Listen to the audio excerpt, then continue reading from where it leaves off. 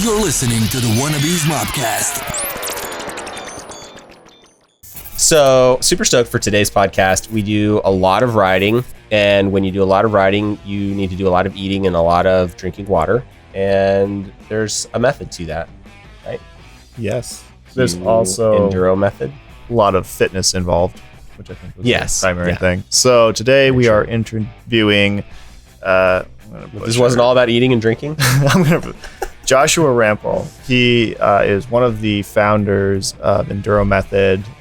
Super cool guy, super knowledgeable about all things fitness, and Love their Instagram content. Yeah, Great way to keep They have up. a great podcast. Yep. They have great social content. They have an awesome website where you can go and you can sign up for courses where you can do like basically all on your own, and it's all guided if you're leading up to an event, like a race, or if you're doing a hard ride or something like that. There's also personalized training, one-on-one training, virtual training, meal planning, basically everything that you would need to. John's a sponsored. Just kidding. My inner sales rep is coming out. Yeah.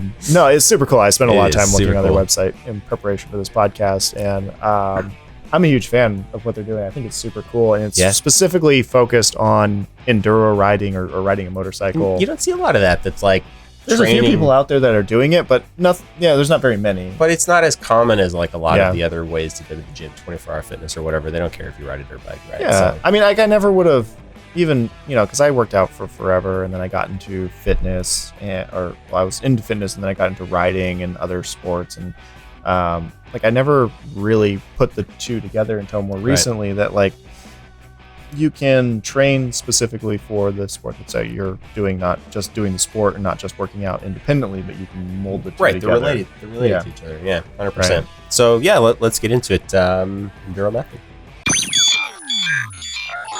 Super appreciate you coming on, man. Looking forward to chatting, and appreciate you taking some time and being willing to do this with us. I'm Kel, by the way. I haven't interacted with you yet. I'm Kel. It's like Kel with more letters in it. Don't worry about it.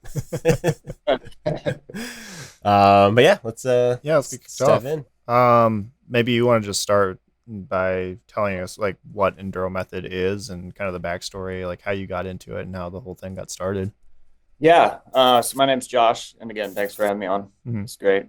Kind of grew up riding when I was a little kid, and then just loved bikes in general, anything with two wheels. Kind of got away from it through team sports in high school, and then I grew up Central California, close to Fresno, kind of where everybody recognizes, but up in the mountains there. And even then, stuff was kind of getting shut down.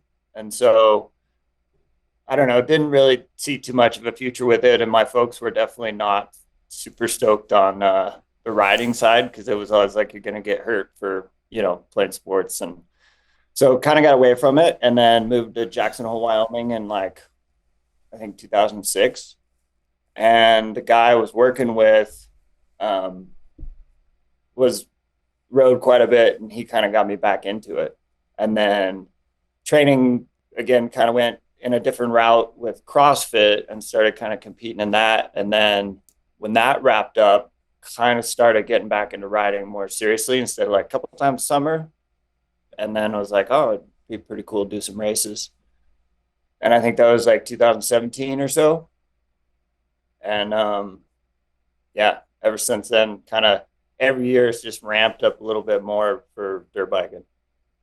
And so I like that. probably in what's that? I should say I like that. I love any story that starts with started riding as a kid. That's always a good. It's always a good place to start. Oh, for sure. I mean, it was like that movie, The Dirt Bike Kid, I think it's called. Yeah. Super cheesy and old school, but that was like, I saw a bike in a garage of a house that I was working at, like watering the plants in the summer, and it was a 1975 XR75, and covered in dust. And I remember asking the homeowners when they came back, I was like, "Hey, you guys want that bike? Can I buy it from you?" And that was it. That was the first bike I ever had. That's awesome.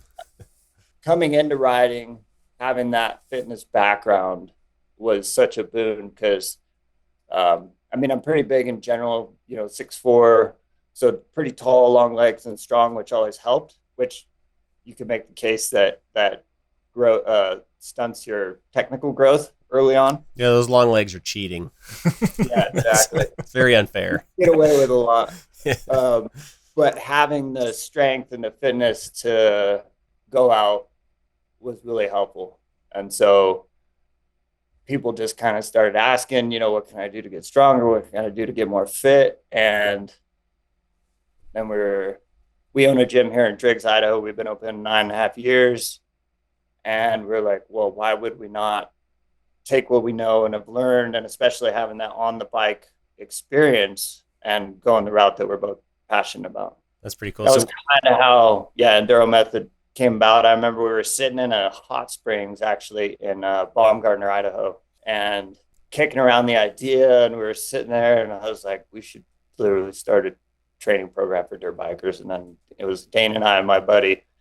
And I think we started kicking around names that night. And then within a couple of weeks, we were getting going. I like that. So when did you have the gym, and then when did you guys kind of move it online for like a broader audience? You have training programs, and you guys also do like virtual coaching and like nutrition planning and all of that. Like, you guys have a pretty extensive offering, as I kind of understood it looking at your website.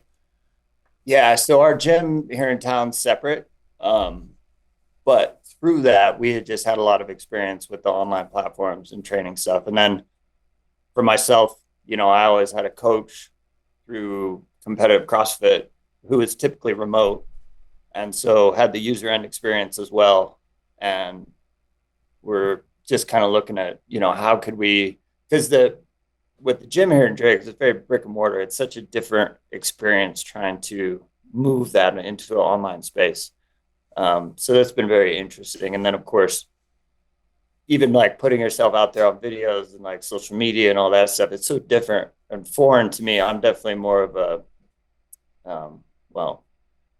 fairly introverted to begin with. So this whole space is very interesting, to say the least. I think we have that same thing. We're both, Kale's probably less introverted than I am, but I've always been like, I don't know. I'm not a big social media person. And, if you're going to do business in the world today, it's like you kind of have to put yourself out there online. And now we're, I remember asking Charisse one time when we first launched, like, why is John doing a social media business? Like, given. So, yeah, I can sympathize. Oh, I want to go back to something you said really quickly, though, because you mentioned being tall, and then you mentioned people ask you, like, how do I get strong to do this? And I'm hoping you told them grow taller. Right, like, sure. John here's a couple inches taller than me, and I see the advantage of that. Like, I got to reach where he's just standing there. So yeah, my brother's a couple inches taller. Actually, he's the one behind the camera. Yeah, but he's a couple inches taller than me, and he's always like, it's all in his femurs too. So it's like his legs just stand there. He's just like, yeah, he's like on the side of the hill with his feet standing on the ground, and he's just standing there like it's no big deal. But in all seriousness, I could see. I have tried to become more fit because it makes riding so much more enjoyable. It sucks getting winded. It sucks not being able to pick the bike up or get over the obstacle or whatever the thing might be. And being in shape and having the cardio and some muscle to be able to do those things makes it so much more fun. It's so much more accessible. So I definitely see the kind of point of that. Yeah, and I think the other thing that isn't talked about as much is just longevity in the sport. Interesting. I hadn't thought of that. Because and I'm sure we'll get into it, but there's always, just ride to be fit, all that stuff. And it's I don't want to say you can't do that, but you're also more or less kind of using the same muscle groups, same things when you're out there. So what are you doing to help preventative or build up the stuff you're not using on the bike? Right. And that's a big conversation just around health and longevity. Yeah. I like that. I do some cycling, some mountain biking, and people always think like, oh yeah, it's a natural fit. And there's some skills crossover, picking lines and stuff like that. But for me, it's really about building my legs and getting that cardio that helps me on the bike in a way that I probably wouldn't build it on bike, especially the leg muscles. So yeah, I've always appreciated the crossover. Sorry, you were going to say something. Well, I was just going to go back to the story of actually, I knew about EnduroMethod before we did the podcast with Hallie Marks. But she's obviously one of the professional athletes that you guys work with, and I know she was on your website, and it was just kind of cool as we were talking to her about fitness and what she was doing for her strength and building her fitness. And then she mentioned you guys, and so that's kind of how this whole thing got started. Where now we're talking to you about the broader conversation of fitness, which is it's kind of cool. I was wondering if you work with any other professional athletes in the hard enduro sport. Yeah, and with Hallie too. We worked with Hallie for I think a year and a half, 2 years, somewhere in there. Mm. And then she got a trainer in person up there. So we're, as of probably a couple months ago, not working with her anymore. Mm. She's kind of full time with him, which is great. Because I mean, anything on site, eyeballs on, yeah, and the guy's super knowledgeable and all that. So that's really cool. Yeah, I worked with a little bit with Joe Namath last year. We didn't have a whole bunch of time. It was kind of mid-season, and then his race schedule was crazy. So we did like a 8-week kind of block, and then reconnected this spring, or I guess winter, fall, sorry. And also working with James Flynn. Nice.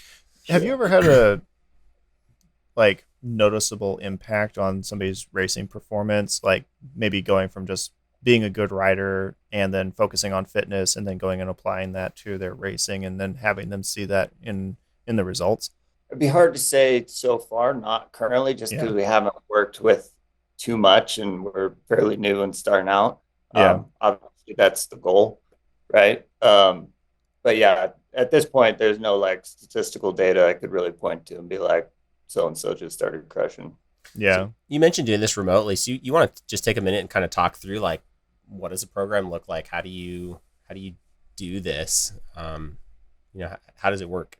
Yeah. So basically we got a platform that we use that's delivers the workouts through an app or a desktop. From there, you have a written description, intent for the day, and then video demos for all the exercises. More or less, that's about it. For our like subscription base, we run in kind of 4-week blocks. So we'll go 4 weeks of a strength focus, followed by 4 weeks of a stamina focus, and then back on a strength. And we just cycle through those two. For one-on-one stuff, it's much more specific to the individual's current schedule, job, what they do, all that stuff. If they have ability to get on the bike, stuff like that. It's pretty cool. It's more like tech. I didn't realize there was like a platform behind it. That's exciting. You're like actually doing like video calls with people and kind of getting my understanding is like when you work with a trainer, you get like all your metrics and you kind of understand what their baseline is. And then you kind of build out a customized plan for them. Like that would be part of like one of the levels of your program. Yeah, totally. If you're doing the subscription base, there's not, we can communicate through the platform. So we're open to questions or help or even like subbing out exercises and stuff. For the one-on-one, it's much more hands-on. It depends on the program, right? Some people will actually have call outs for weights, call outs for pacing and all that stuff. We'll do that hit or miss here and there, but a lot of times it's more getting people to be a little bit more autonomous in their own fitness. Interesting. And because of the fact we're not a sport specific to the weight room, I'm not terribly concerned about exact percentages or how much can you lift here, how much can you lift there. Obviously, we want to see doing stuff that's hard but doable for you in the rep range and the time durations that are spec'd out. But other than that, again, because the gym's not the sport, it's more just getting the stimulus and then using that on the bike. Okay, that's super interesting. So is there any particular type of riding that you're more applicable to, or does it adjust based on the way people present in terms of what they're riding or what they're trying to accomplish? The time domains would adjust to race domains. Okay. If you're racing, right? Yep. And if you're just out trail riding weekend warrior, you're probably going to skew to the longer kind of endurance durability side.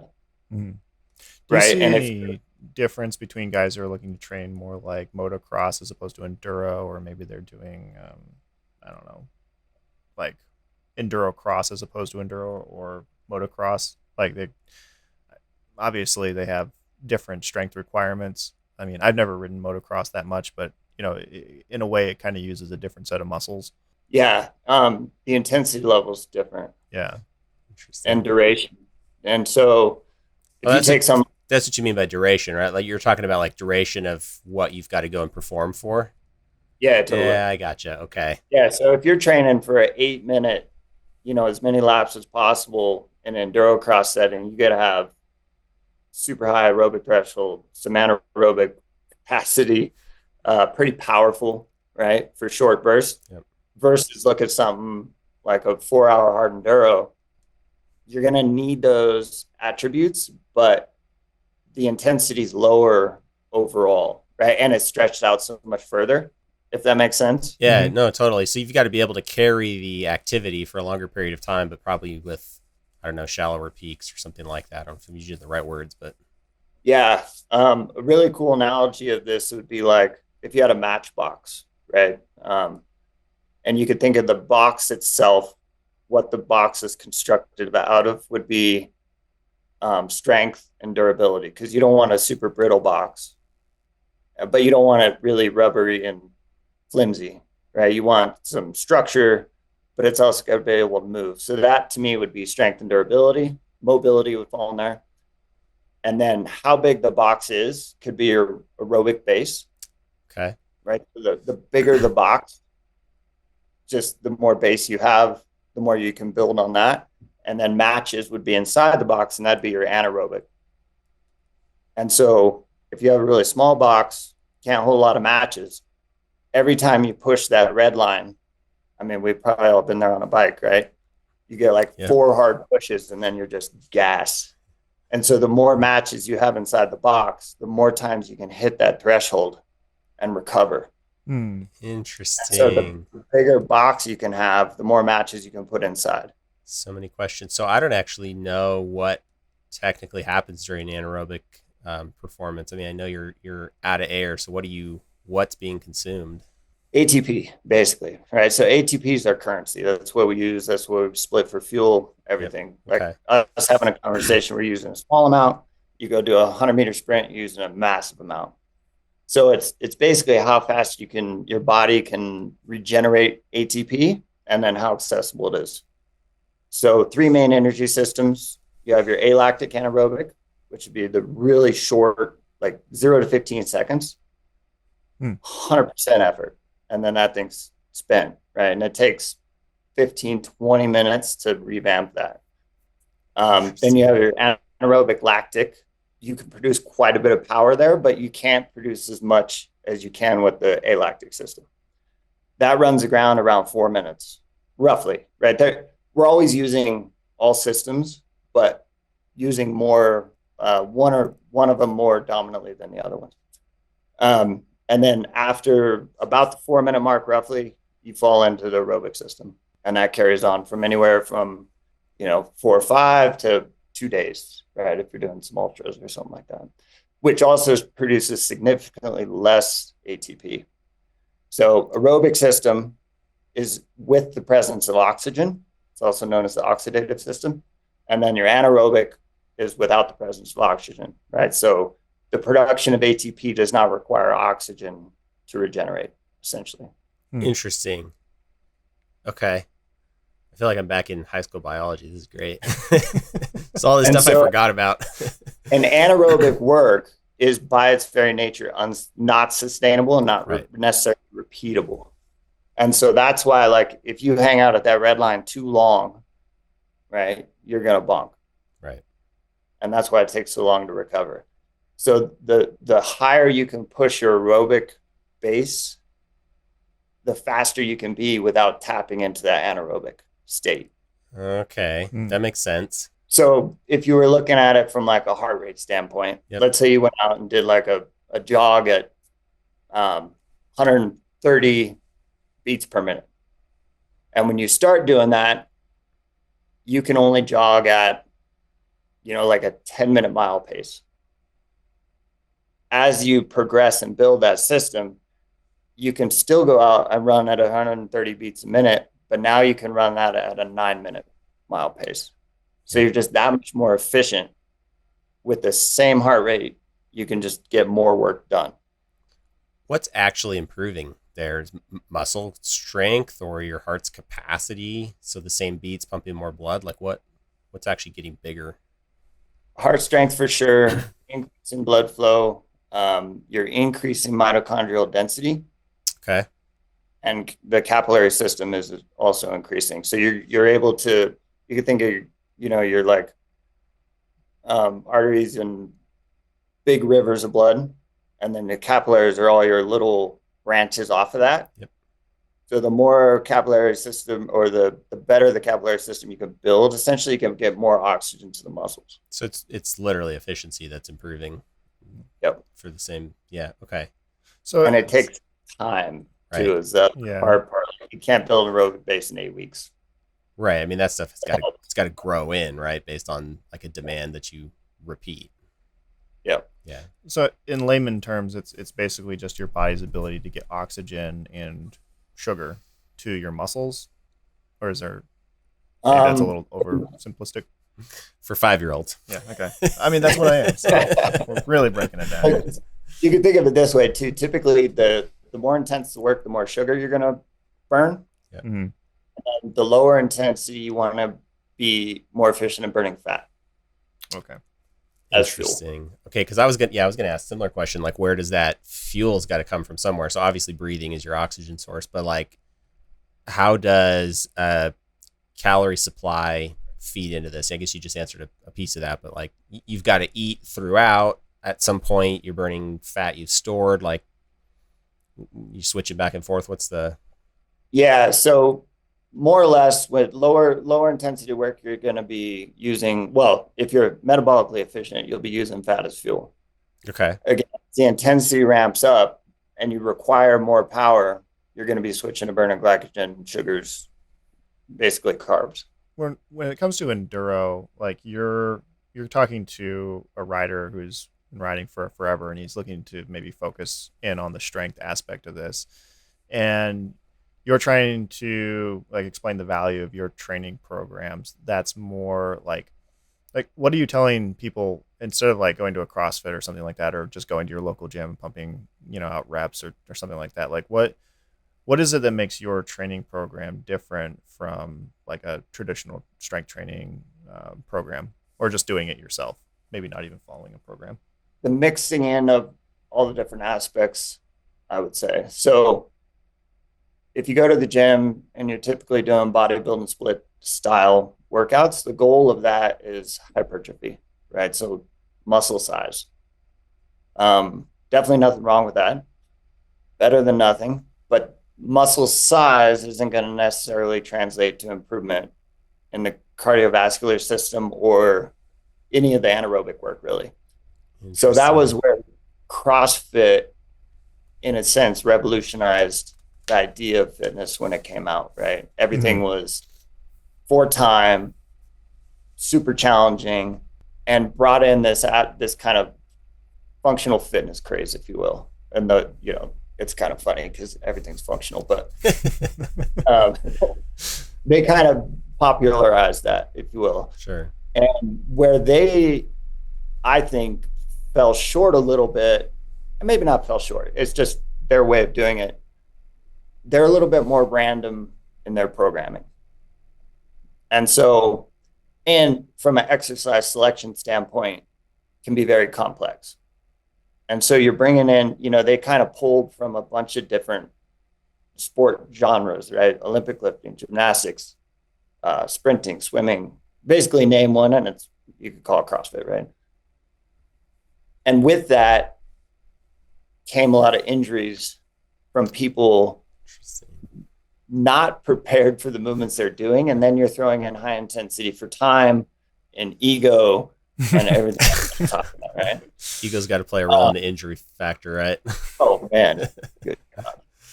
There's been a lot of people doing it really well since then. And then, then it became a sport.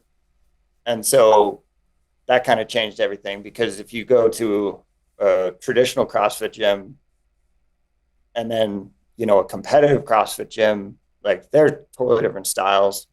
And then if you go to a CrossFit gym that is, well, kind of like us, we're in the mountains. Nobody does competitive CrossFit.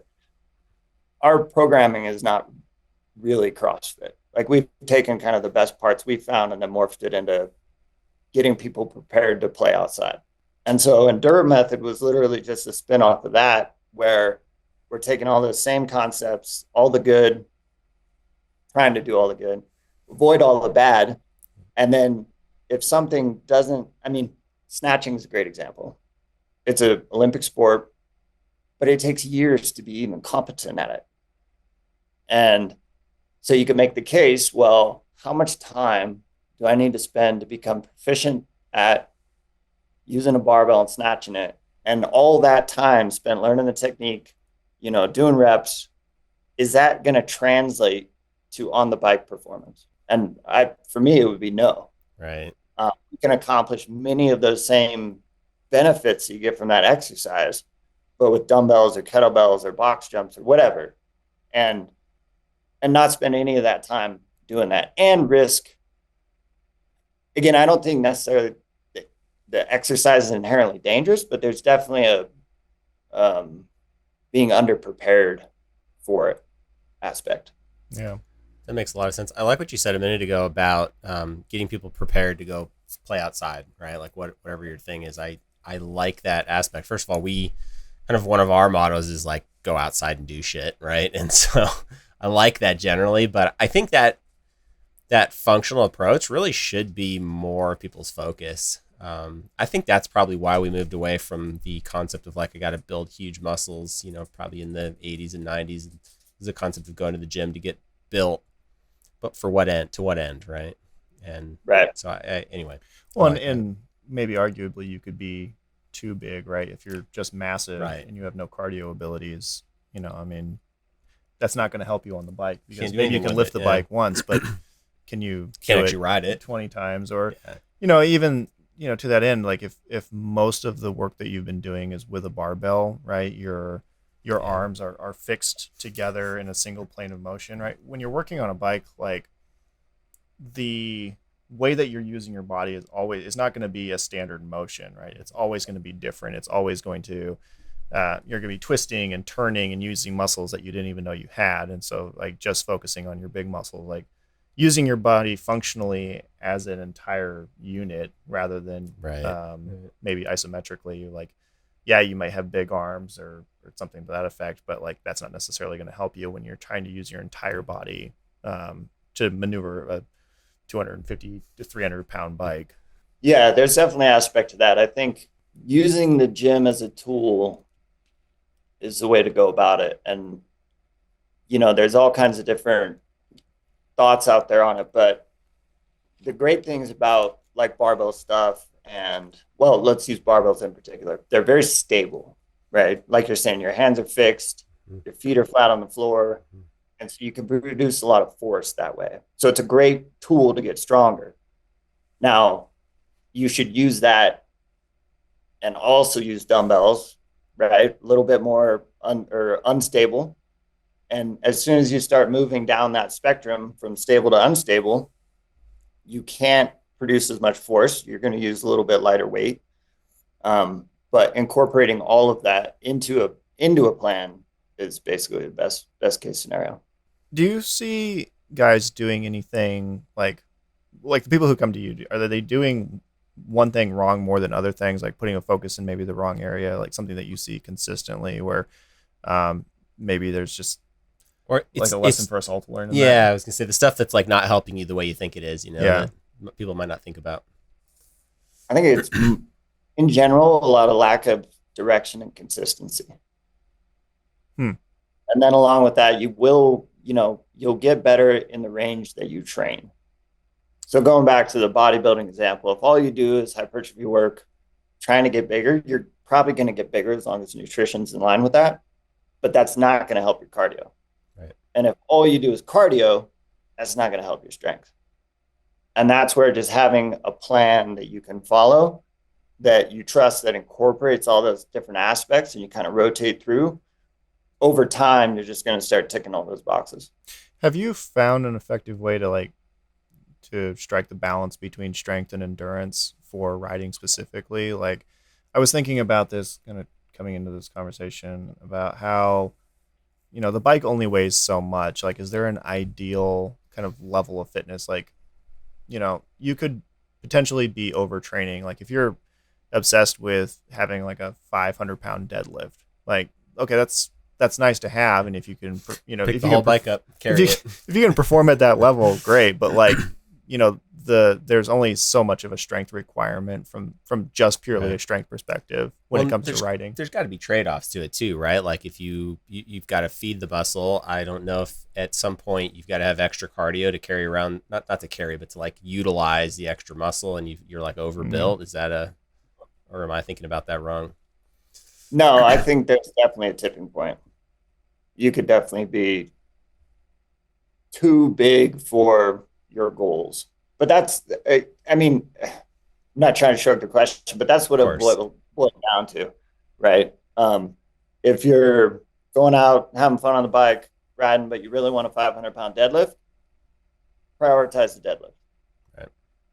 If that's just like a pie in the sky, not that important, but performance on the bike is, you're going to have to you're probably already strong enough, like even if you're anywhere close to a 500-pound deadlift, right?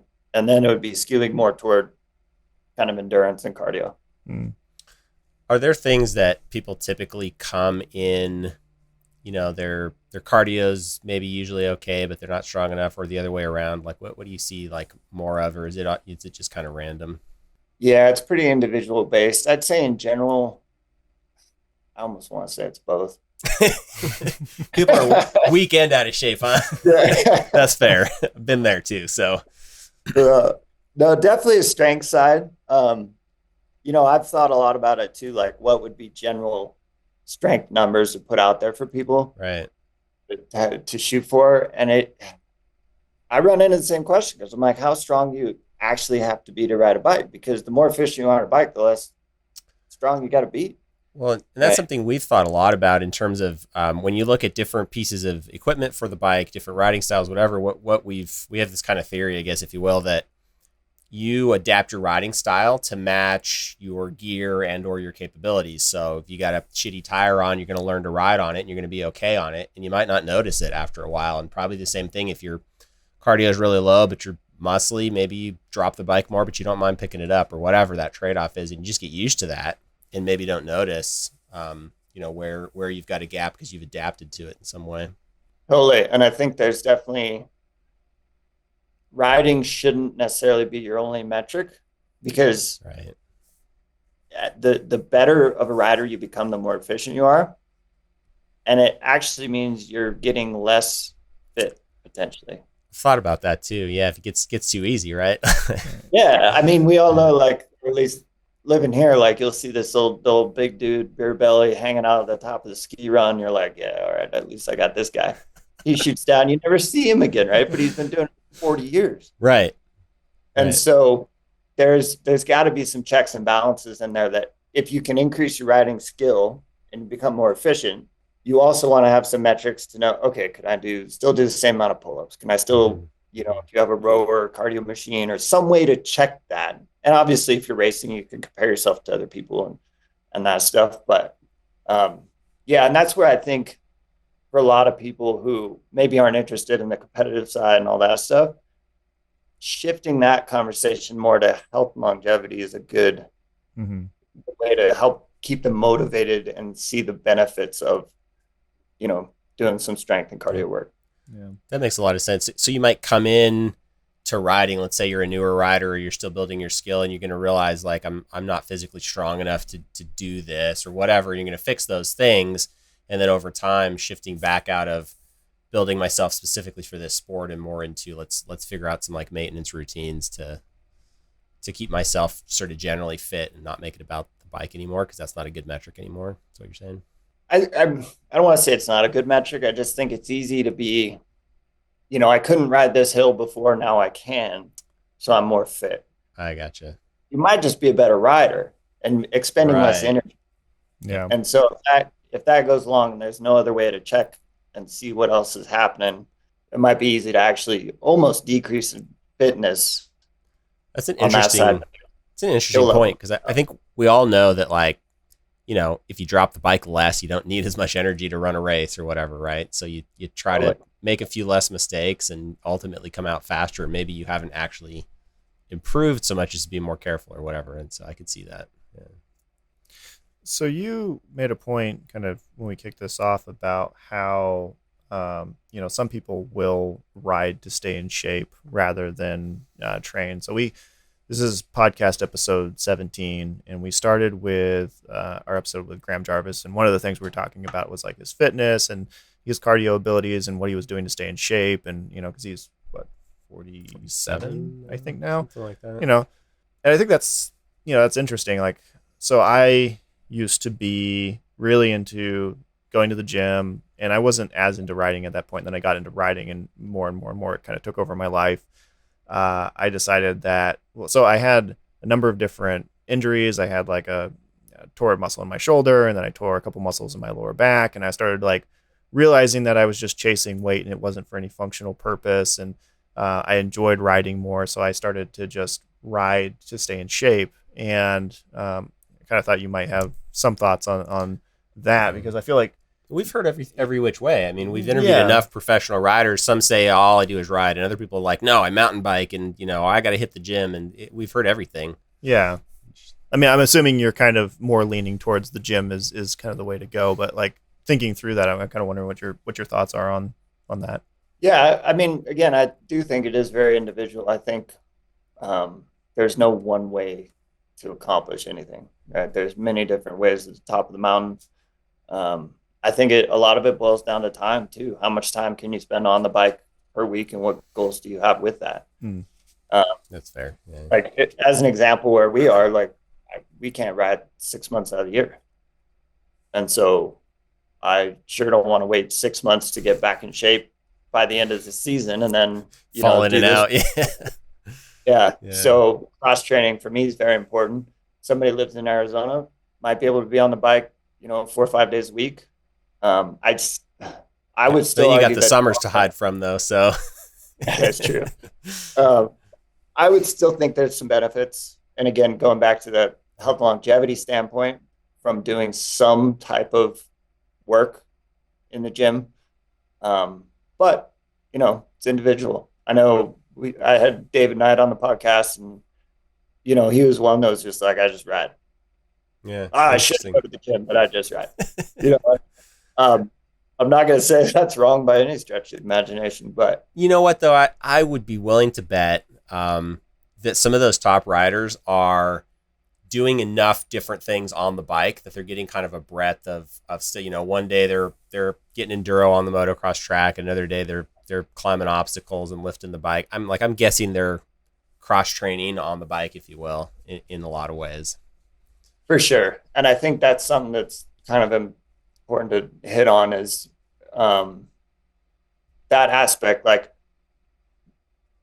there's different, going out riding with your friends, doing group rides is fantastic, but that's not training. Right.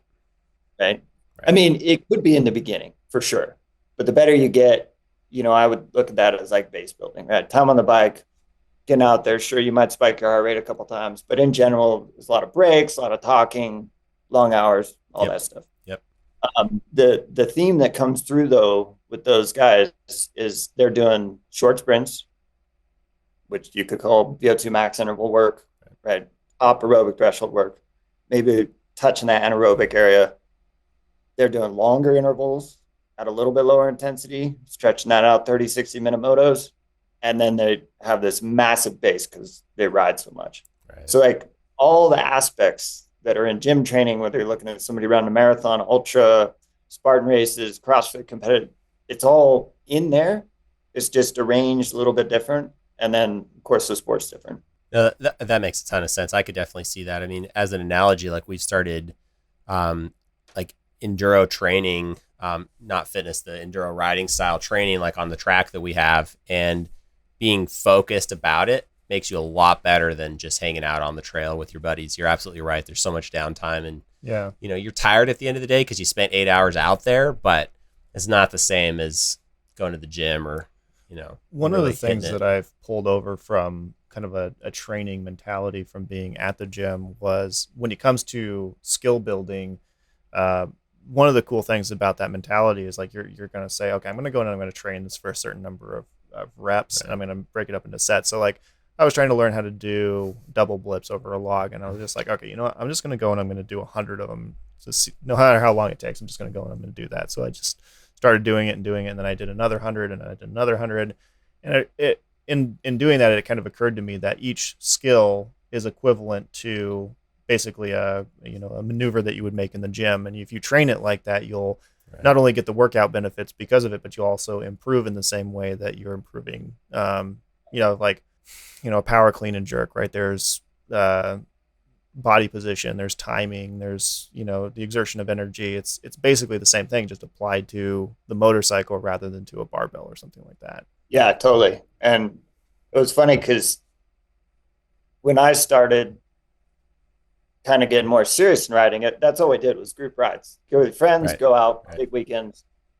And same thing, like you might hit a couple down trees and a couple logs in 4 or 5 hours, maybe you do 10. Right. And over years, then you're like, oh, I'm getting better at logs.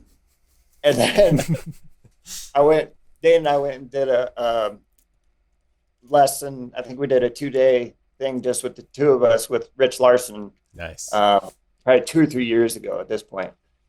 And yeah, I was just blown away because I had never really thought of training on the bike specifically like you would for basketball or whatever. And I was like, how have I gone this long? And just got my mind blown by the fact that I should just go out and find a log and practice. Yeah. No, I had the exact same moment. Yeah. Like just recently, I've really started to put in the time on skill building, and it just blew my mind. It's just like, just go and put in the work, just do the reps. Because what happens on the trail is you just need to get up or through or over or whatever. Right. And it doesn't matter if it's fucking ugly and like the worst, log crossing ever, but you got through and you're like, whatever, I'm good. Like I'm going to go. And then you start to think in your head, like, no, I'm pretty decent. I got over that log. And then, but we had Luis come out and show us up, and same thing. We're going to have Rich sometime probably this year, but yeah. Awesome.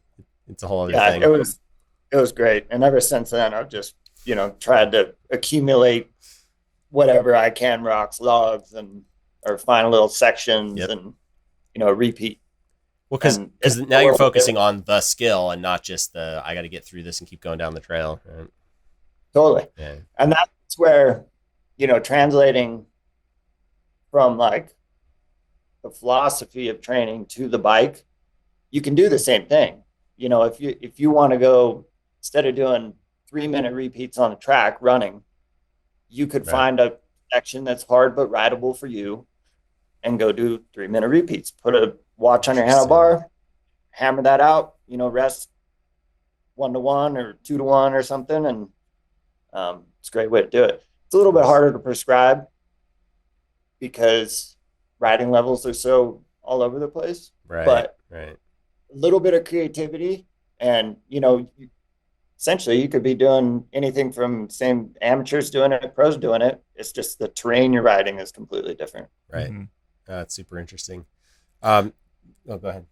Well, one of the questions I had was about metrics. So back like 10 years ago, I had my little entrepreneurial endeavor where I made a fitness tracking app as well. I was really into fitness. And I was basically writing everything down in a notepad. I had like a stopwatch, and I was tracking, sets, reps, time, and then kind of accumulation of all the efforts. And I did that for every workout. And I applied that to a mobile app that would just track it all for you and whatever. It was kind of a thing for a minute, and then I ran out of money. But I've always been fascinated with like the metrics side of doing anything. And when it comes to fitness training, specifically for enduro or just riding motorcycles in general, like what do you think are the metrics that people should be paying attention to? Is it sets, reps, and time? Is it like zone training? I know like we had Destry Abbott on the podcast, and he was talking a lot about how he's focusing on zone training as kind of his primary method of like understanding what his fitness level is at. But I'm kind of wondering what your take is on it. Yeah, I think from like the sets and rep perspective, you should essentially be lifting across a broad range, right? And stick with a certain set and rep period long enough to get in it. Like, don't switch it up every day, but every 4 to 8 weeks. And then play with 5 reps, play with 12 reps, play with 10, play with 8. It's really play with 7. Nobody programs 7. Right. Why, right? But unless you're unilateral, I guess. But yeah, it's all in there. It's all good. From the zone training thing, they basically just line up with the energy systems. And so, you got zone 2, which is kind of a buzzword now, very popular, but that's also important in the sense that zone 2 is where you shift from burning fat as a main fuel source to burning sugar. And so if you're going back to that aerobic base, you want a huge volume of zone 2 training per week, right? That accumulates over time. And so then you got zone 3, which is more or less kind of known as no man's land. You're working hard enough to feel like you're working, but you're not working hard enough to get the adaptations that you're looking for in the anaerobic world. So it's kind of this gray area, which sadly a lot of people fall into. Then you got zone 4 and zone 5. Some things say zone 6, but typically there's 5. I think it's a good way to kind of organize it. There's nothing wrong with it. I do think it's kind of easy to get real caught up in the metric side. Like, I don't know if you ever played around with like a whoop strap or any of that stuff. Was that the abdominal band? No, whoop strap's just a wrist Okay. watch, but no screen. And you have an app and tracks a bunch of stuff. Yeah. It's kind of cool, but it's like an iPhone watch or Garmin. Yeah, we have the Apple Watch. Both of us, so. Yeah. I found that just cool. Like, I track it as like a cycling exercise just because I like to get the GPS tracks from it because they're super accurate. But yeah, I mean, like, it tracks your time and your heart rate, and I that's basically all the tracking I do. I don't try to train based on those metrics. I just find it interesting to look at kind of after the fact to see what I did. Yeah, I think they're useful. I don't personally try and be super reliant on it. I mean, I've literally been just recently on the bike doing interval work and looking at my heart rate on my watch, and it's at 145 1 minute, down to 90 the next minute. Nothing's changed. Pace hasn't changed. And then I get off and I'm in my rest period and it's like 180. And I'm like, how am I going to rely on this? And then if you are putting this into real practice, you're not going to be stopping and checking your watch on a hill climb to make sure you're not working too hard. Again, I think it can be useful, and I think it can help people find the zones that they're trying to work in. The other part would just be cognizant of what you're doing, how it feels, and using that as a reference point.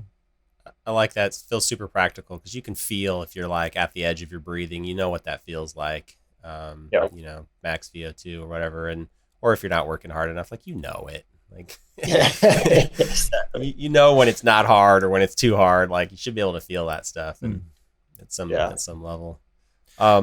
I want to switch gears just a little bit and talk about injuries, because I think you mentioned something about people getting hurt because they don't know what they're doing or something, which is kind of an interesting segue to, I'm sure people get hurt for all sorts of reasons, but anything in particular that you've seen that leads to injuries or good ways to prevent injuries, either from working out or working out itself makes you fit enough to not get injured? That's, I'm sure, something that ties in. Yeah. Injuries. I mean, one thing with injuries is usually there's an underlying cause before the injury happens. Interesting. Okay. A lot of times. It's not to say that something can't happen spontaneously. And I don't want to say lifting weights is 100% safe, but I would also say it's not 100% dangerous. Like, there's definitely a balance. I think ego plays a massive role in gym injuries. Yep. Like, it has in mine. I could see that, though. Yeah, I think, there's this kind of stigma against lifting in some circles, and, maybe for a reason, but I feel like there's more harm done by promoting that than there is by getting people to go and learn what their body is capable of experience new ranges of motion and, learn what it feels like to do certain things. And Right. best case scenario, start light, pay attention, watch videos, do a little bit of research on certain movements, learn what you're supposed to feel doing certain movements. And in the long run, you're going to set yourself up for success. That makes a lot of sense. Yeah. So what about injury recovery? Because I think both, well, I mean, you can hurt yourself in the gym, sure, but like you can, so far in the last like 12 years, I've never managed to break a bone. You But don't try hard enough. I know. Well, you have. But it's like I tore my hamstring really bad riding over a patch of ice. And I like almost separated the yeah, no, I split this way. Like I was going through this corner on a fire road and there was like iced over and I was like, oh, if I just hit it straight, like I should be fine. I should come out the other side. And my bike turned sideways and my forefoot went with the bike and my back foot stayed behind me and I just did the splits long ways and it tore my hamstring and it turned my entire back of my right leg black from the pit of my knee to like the bottom of my butt cheek. It was just completely black for probably 3 or 4 months. Yeah. And that's probably the worst injury I've ever had. Like I just, I don't know, I kind of trained through it and I was back on the bike not too long after that. And it's not been much of an issue ever since. And then I was like riding through a patch of grass and like this rock came out of nowhere and I hit it and it like launched me up and threw me over the bars and I like landed on my shoulder and it wasn't a full separation, but it was definitely a partial separation. So like that just got me thinking about, yeah, like most people break bones, most people tear muscles or tendons, and like obviously you don't want to let that be the end of your riding or your physical fitness. And so you got to come back from it somehow, but you don't want to make it worse, right? Like yeah, Kale has the most interesting injury story. I cracked my spine, but yeah, it was really stupid. The bike just fell on me and folded me and cracked my spine, but it was not like a functional break. It was like a little piece broke off or whatever. So it was like the spine worked just fine. So I was back on the bike pretty quickly. I don't know, 3-4 weeks or something like that. Stiff as hell, but riding again. But actually it was funny because then I crashed again and it like stretched me and hurt really bad. And after that I was like, oh, okay, like that's crazy shit. But it does get you thinking like, how do I come back from this? And is there like a workout that, or a training routine that's going to get me back?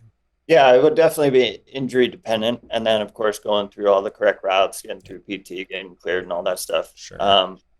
There's typically a big gap. We've seen it a lot too at our physical location here from PT to real life.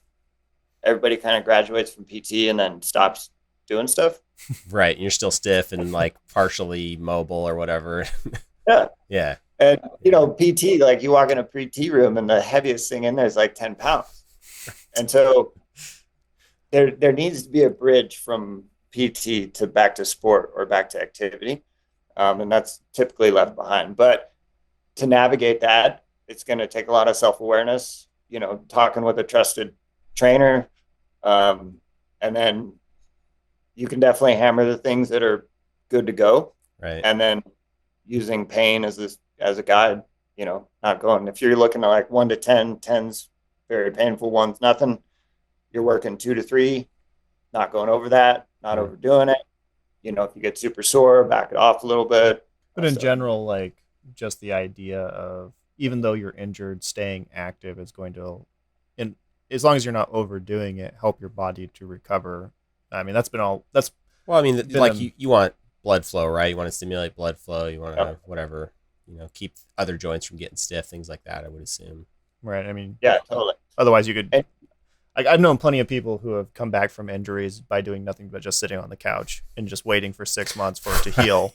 And that is a method, right? It's going to grow back together, but it's probably not going to be, you're not going to come back to the sport that you love in, as good a shape as you were. Yeah, you could definitely facilitate that healing process. Yeah. I like what you said about using pain as a guide. I think that, people who do that, for example, just sit on the couch for people, I think they want to avoid all pain, and some pain is just part of being alive. It's part of doing stuff, right? Some stuff's going to hurt. You got to be able to tell the difference between the pain that's breaking you and the pain that's probably okay, right? Yeah, definitely. Not only that, but if you're working, let's say it's a elbow or arm, right arm's in a cast.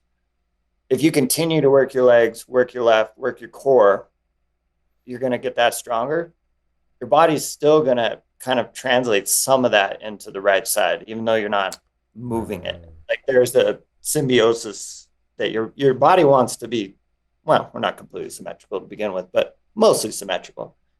So if you just continue doing what you can, you're going to have that much benefit. And then when you are able to start moving, it's going to be that much quicker that other side catches up. That makes a lot of sense. I hadn't thought about that at all, but yeah, you're right. Your whatever blood flow and your heart rate and all those other things, if you keep them together, right? Interesting. So there's the and whole. If you come into that little fit, right, you're going to be that much better when you come out of it too.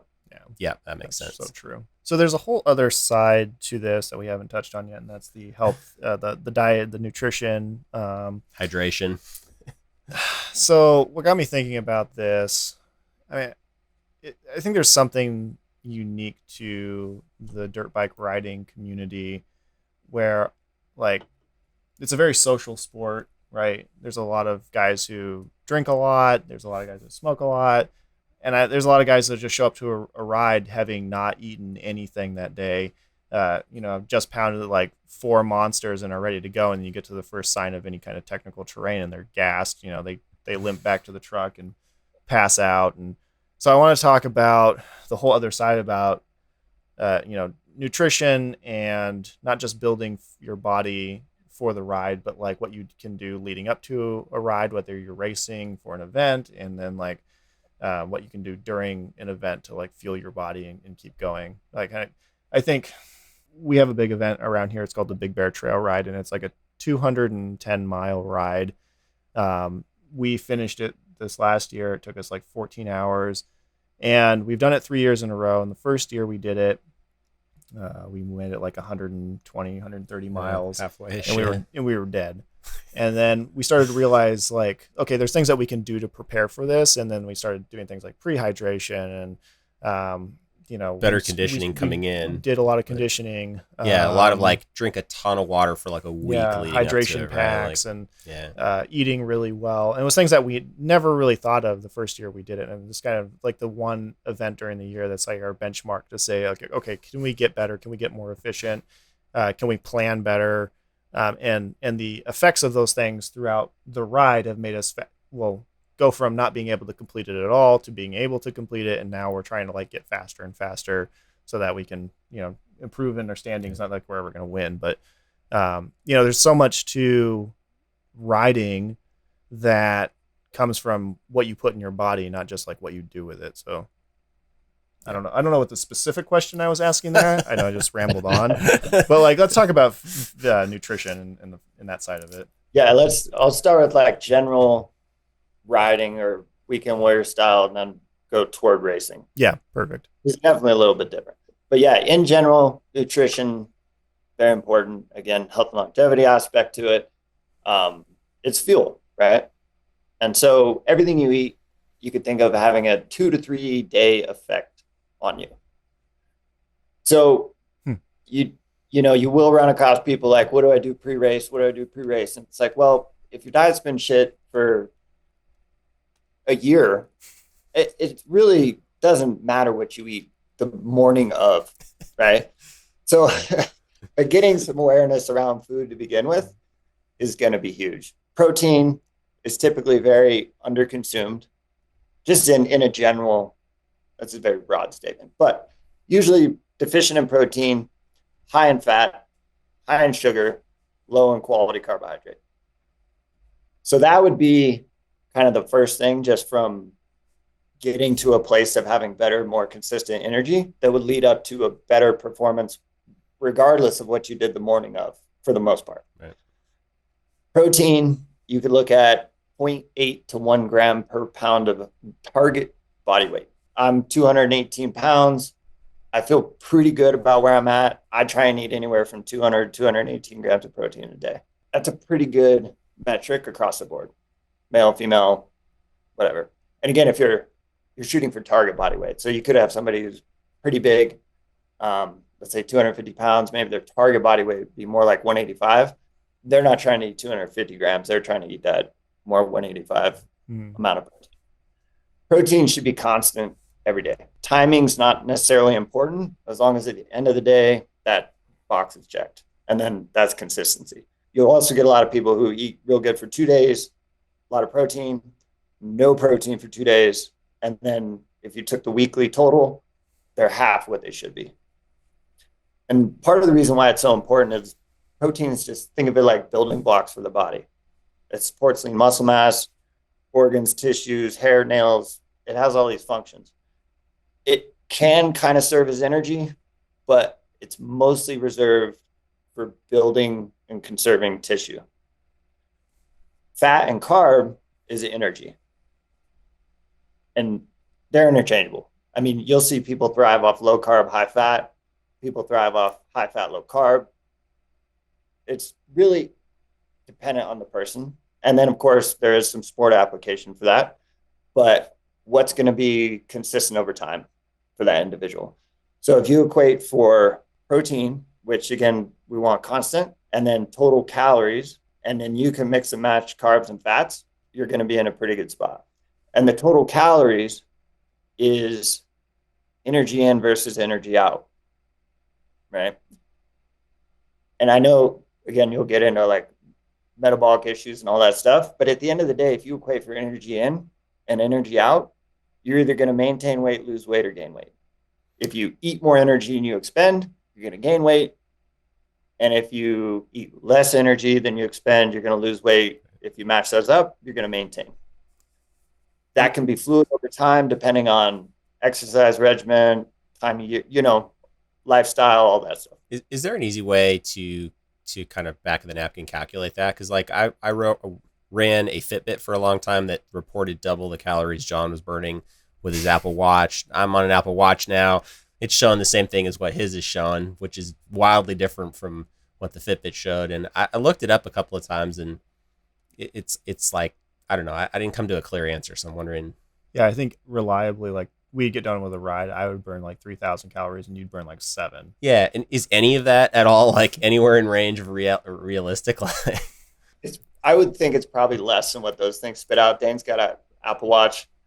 I got a Garmin, and we could do the same ride. She's at a heart rate of 210. I've had a heart rate of 160. She'll burn 6,000 calories every 2. I'm like, I just feel like we're doing kind of the same thing. Yeah, that's what we've been thinking. Yeah, I think there's some great macro calculators on the internet. Precision Nutrition is one. Okay. They have a really good free calculator that you could spit all your info. It's got pretty detailed, like how much you exercise, the moderate, what's your day job, all that stuff. And that would give you a really good baseline to look at. Is there a rule of thumb though for like, I don't know, a heart rate was 130 for 4 hours or whatever, like averaging. Is there any way to turn that into like probably burned X number of calories, or is it super dependent on like I weigh 200 and other guy weighs 180 and like, so it's going to be totally different? Like how does that line up? Yeah, I don't know. That's hard. I don't Fair enough. No, fair enough. So, but like for the same heart rate level, does size matter, right? Like what are the inputs to burning calories? Like if John's a little bit taller than me, if we go do 130 average heart rate or whatever for the same activities, he burning more calories than me because he's a bigger dude? Is that? I would think so. Yeah, carrying more weight. Right. Okay. Goal. So here's the interesting though, kind of on this point. If your goal is to drop weight, if you have let's say you had those macros kind of planned out, you shouldn't add calories for what you think you burned. Okay. Right. Like you might eat a banana extra, but you shouldn't be eating, if you burn 6, you're like, oh, you're 600 free calories. Like if your goal is lose weight, that's just extra work. Right. Like, right. Don't even look at it. Just enjoy it. And if your goal is to put on weight, you're just going to, you got to pay attention to the scale and make sure you're eating enough to still accomplish the goal. So it really can be about what's happening on the scale. I mean, that's kind of how I do it. So like we wear the Apple Watch and look at the metrics just for fun. But what I really care about is that like I'm relatively steady weight. And as I ride more or less over the last couple of weeks, I'll notice that my diet kind of tracks, a few days behind that or whatever. I go we go do a ride. Typically we put a few hours in on the weekends, right? So Monday and Tuesday I eat quite a bit.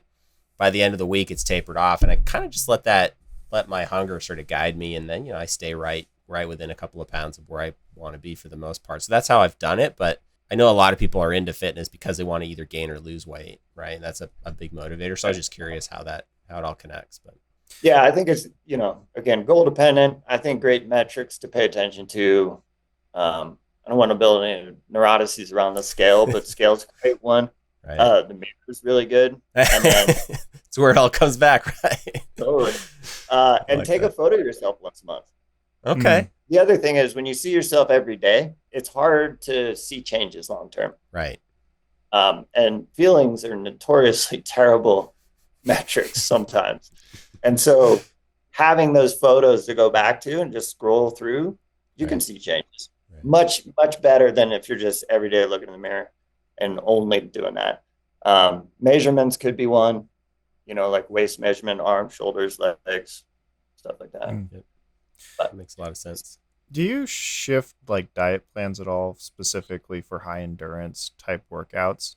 Like, I mean, you probably don't want to just like eat, a 32-ounce steak and then go hop on the bike and go ride. I mean, it's a good way to throw up. Right? Yeah, but again, it would fall on the individual and what they're comfortable with, because literally you could find people who are crushing ultra marathons on carnivore, on keto, on super low carb. Now, the only caveat that's worth looking at with that stuff is the intensity for those things is relatively low, right? You're in a sport that is primarily burning fat as fuel, and if you're going anaerobic, like you screwed up. Like you don't want to be anaerobic in a 24-hour race. Right. And so the shorter that becomes and the more intense that becomes, you're going to be burning sugar for fuel at some point. And so that's where the argument is that you do need to eat carbohydrate to fuel. Personally, because I mean, it's an interesting topic, but I do believe that for the most part, especially with like hard enduro and then going down to supercross and endurocross and all that, carbohydrates is going to be very valuable. What about during the event? So like John mentioned this 13-hour ride that we do every year. Like, I mean, at some point you're just out of calories, you hit the wall. Like, but is there kind of a rule of thumb of you got to eat, every X minutes or I don't know, something like that? Again, kind of individual, but 30 to 60 grams of carbohydrate per hour. Okay. And it's best if you kind of stay on that, like get something in you every hour so that you're not running out. That's what you're saying. You definitely can fall behind. Right. And once you fall behind, it's too late. Yeah. I think that's a piece. So if you're into a 5-hour race or festival situation, you didn't eat for the first 3. When you bonk, it's going to take some time to come back from that. Whereas if you would have preempted that and fueled every hour, even when you didn't feel like you needed it yet, you're going to be able to push that out further. So you're eating ahead of your hunger because you're burning too much in an intense situation for the hunger to be a good an accurate indicator, right? So yeah, because you're going to have a buffer that's going to last until it doesn't. Interesting. And you want to keep that in place as much as possible. That makes a lot of sense. Interesting.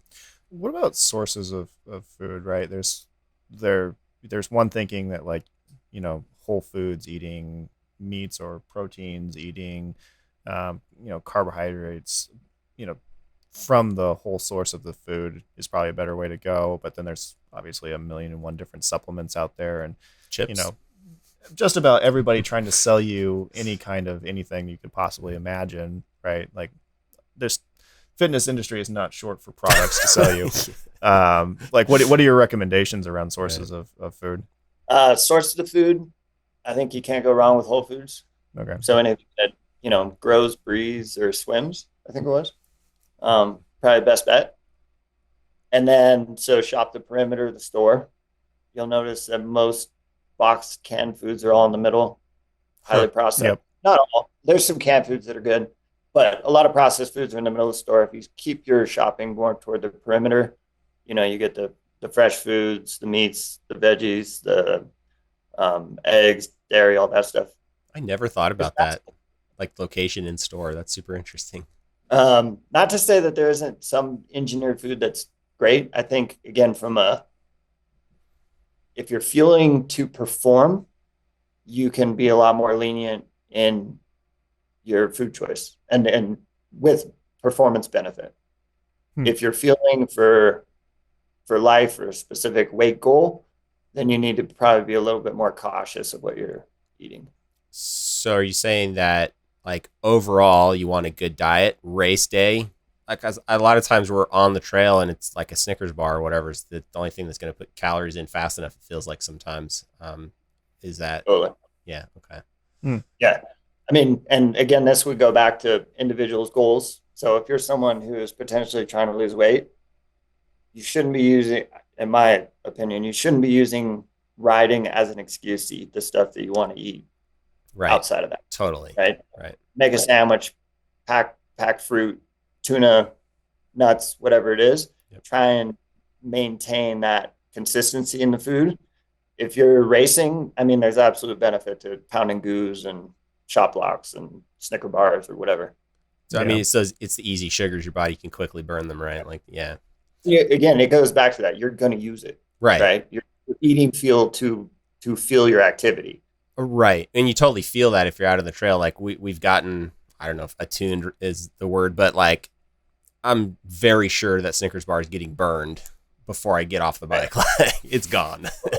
Right. And it's going to it gets used quick. Right. That's the benefit of sugar. It's easily digestible, gets into the system, does what it's supposed to do. You're burning it. You're not storing it. Right. It's not I mean, I guess you are spiking your blood sugar a little, but it's not getting crazy because you're burning it so quickly. Right. So you're going to keep a balance. I wondered on the water side, on the hydration side, it's sort of the same question, right? Like there's liquid IVs or salt tablets, there's all sorts of stuff. We've had pretty good luck fending off like the dehydration headaches with like liquid IV or something like that in balance. But how much is there really to that stuff? I'm not positive on that. I've never personally done it. I've heard people talk about it, but yeah, I don't have much there. Fair enough. Just from a general hydration standpoint, drinking half your body weight in ounces per day is a really good place to start. That's a lot. I think that's more than most people ever drink, right? Like I've heard that people are chronically hydrated in fairly large numbers. And Dehydrated? Dehydrated. Yeah. If we were chronically hydrated, no, that'd be great. Much less interesting conversation. Yeah, right. But that's probably one of the most interesting parts of all this. Like, you can hydrate relatively quickly leading up to an event. If you stay hydrated, your performance is going to be better. It's super easy to get unhydrated, and most people are dehydrated. I mean, I've noticed a vast difference in my riding, both before, during, and after being hydrated or not being hydrated. It sort of like has a real direct input, but it's like quickly has an input, right? It seems to be the one thing that you can do really easily that's also kind of the biggest deficit in a lot of ways. Getting dehydrated will mess you up fast, right? Yeah. I mean, takes your performance away quickly. So yeah, definitely. From this guy, Dr. Andy Galpin. I don't know if you've heard of him. Fantastic website. He's got some amazing YouTube videos, free videos. Yeah, and he goes deep dive on all the metabolic stuff, hydration. But this formula was from him. And for maximum performance from a hydration standpoint, if you take your body weight and divide it by 30 and then try and drink that number in ounces of water, of your electrolyte mix, whatever you're doing, every 15 minutes for the duration of the activity. Okay. That's interesting because it's kind of like what you're saying, what you said a minute ago about eating regularly through the activity. So you don't want to, it's not like you can fill your stomach with water and then go 3 hours and be fine, right? You'd want to take it in a kind of a more measured pace. And I was thinking about that, and I was like, man, that's really hard to do in a race situation every 50. Well, you got to carry it and time to get it in you. So I was like, okay, I played with that and doubled it and just tried to do that every half hour, which was much more realistic. And I was like, that's probably close enough if I'm drinking 12 ounces of water every 30 minutes. Obviously, I'm not going to be out measuring out of my camel pack. So when I was at home, I just took a pull, spit in a cup, figured out how many typical pulls on the straw it took to get 12 ounces. And then, okay, I need to do 6 pulls of water every 30 minutes. Yeah, that makes sense. I've never gotten that scientific with it, but I carry like a 3-liter Camelback, and I know about how many hours of whatever kind of activity is going to take for me to get through that or whatever, and try to use it over that time. And I think you get used to it. I don't know. Trying to stay hydrated. I mean, I usually come back having drank a full 3 liters of water, but it's usually not mixed with any kind of like hydration supplement or anything like that. Straight water. Yeah. What about caffeine? Like, how does caffeine affect fitness and then performance? There's some stuff out there that shows slight increases in performance. Basically, I think what it boils down to is if you drink caffeine, drink caffeine. If you don't, it's probably not going to give you a huge advantage. I think all these stuff is so minimal compared to like sleep. Right. Foods. We didn't even talk about sleep, but yeah, it's a whole other thing. Well, I mean, all that. And because we're talking about dirt bike riding, I think we have to touch on alcohol. Oh, I was just gonna say. So yeah, I think we've about used up your evening here, but I would love, we all know the guys that fill their pockets with beers, and they got one every time you pull over to the side, and that's the ride. It's really a drinking ride, and I always think that's kind of entertaining. But I'm sure you've got some stories about impacts of I mean, what's drinking doing to your metabolism or whatever, right? Like, yeah, so there is a fantastic Huberman Lab podcast. It's like 2.5 hours on alcohol effects on the body. His conclusion was there's basically nothing redeeming about alcohol. I could see that. With the exception of potentially the social aspect. Well, I was just going to say. but community bonding, all that stuff. Sure. From a performance standpoint, yeah, there's not much there. I mean, it gets in the way of right muscle function and metabolism and a bunch of things, right? Like it already inhibited. Well, so there's the mental impact, but it's my understanding there's a physical impact on your muscles' ability to uptake, I don't know, water or energy, something like, I can't remember, but yeah, essentially, yeah, there's the immediate responses to it, right? So it's just coordination, loss of coordination, blah, blah, blah. Right. And then there's the longer term, which is your body's going to more or less stop metabolizing anything else except for the alcohol until it's out of your system. That can last up for 24 to 48 hours. Yep. Depending on how much alcohol was taken in. From a health standpoint, that's not great. You're going to switch out from whatever you're burning typically to clear that alcohol. And then the other big impact it has is the effect it has on your sleep. And so from a recovery standpoint, it's pretty bad. Right. So if you're out with your buddies and you're up until 3:00 in the morning drinking beers, and then you get up at 6:00 in the morning to hit the ride, and then you drink all day long, and your performance is going to suffer because of it. We don't hang out with those groups too much, but I did go on one of the last kind of random group rides I went on. The guys were wasted in the morning, and we all show up to the trail, and they can barely ride, and I ditched them. And they were pissed about it, but yeah, it's just doesn't. I don't see. I go to ride, like I want to ride the bike. I want to be good at it. Not if I want to drink, I'm going to drink at home. I just don't see the crossover. But I mean, it sounds a little judgy to be like, oh, you shouldn't drink. I know. But I mean, I don't care if you drink, but like if you're on the trail, let's ride the bikes. It depends on the mentality you bring into it, That's right? True. Like I think we're fairly focused on performance and how do you improve, not only in your riding, but in your physical, just life in general. Right. And not everybody brings that mentality into the sport, right? Some people are more focused on the social aspect of it, and that's totally fine. I mean, I get it. That's fine. You ride in a different group though. Okay, I'll go ride by myself. Not you. Yeah, no, I think that's important. I've been on both sides of the coin, and it's fun on one side, but if our focus on true improvement, you probably want to save it for a little bit later. And the other part of that is typically you go out, you do your ride, you're underfueled, you're underhydrated when you get back. Right. You don't drink water, you don't replenish any fluids, you go straight to alcohol. Right. And then that just kind of compounds all that stuff, which then pushes out the recovery that much further. Right, because now you're not recuperating any of those things. You got to burn off the alcohol and then start recovery, right? So this has been a ton of fun. I appreciate. I think we ran over by a few minutes, and I appreciate you bearing with us. We had a lot of fun, and I feel like we could. I don't know if we covered half our questions, but no, I think I actually paced ourselves this Yeah, time. We made it to the end of the questions. I don't think we hit all the ones in between. Yeah. But did you have anywhere you want to send the listeners in terms of like where they can find you and how to sign up for your courses? Yeah, so at EnduroMethod on Instagram, we're at EnduroMethod.com. And then from there, you can sign up for a newsletter. We put out a weekly blog post where we cover anything from, well, I write it, so it could be all over the place. But I didn't realize you had a blog. I'm definitely going to sign up. I didn't know about that part. Yeah, we try and stick to like bike focused, but I'll go off on some tangents sometimes. Well, you guys have a cool podcast too. Like I was just starting to listen to that, and we'll send you all the recordings and stuff so you guys can throw this up on there as well if you want the footage from this. Yeah, awesome. Thanks. Oh yeah, I should probably mention that. EnduroMethod podcast. Check that out. We also are offering, we have a 8-week hard enduro training plan for sale. It's a one-off plan. It's not a subscription.